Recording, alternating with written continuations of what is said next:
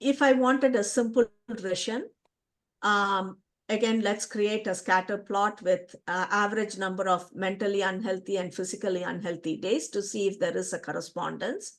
So let's delete this graph and create another graph.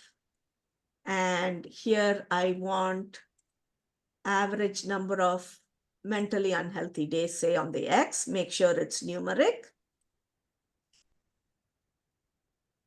Likewise on the Y, physically unhealthy days, again, make sure it's numeric. We are creating a scatter plot.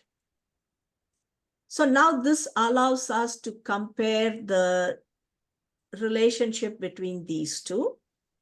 And if I want to fit a regression line, click on the ruler and you can select least squares line. And that will plot the line. So you can see there is some amount of correlation between the average number of mentally unhealthy days and physically unhealthy days.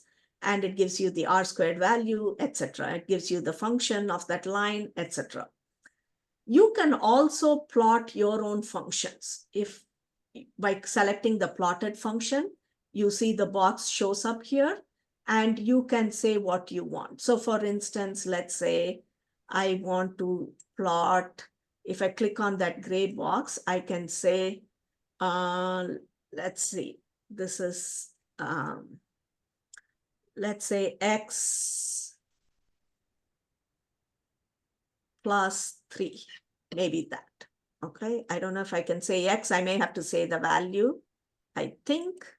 Oh, it did work. Okay, so I plotted X plus 3, so I can plot my own function. I can also plot a point, etc. I can calculate the squares of the residuals and so on. So you have all of those features, and you also had additional features through the insert function option.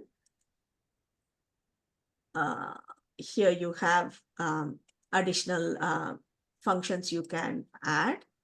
Okay, so that is a simple regression.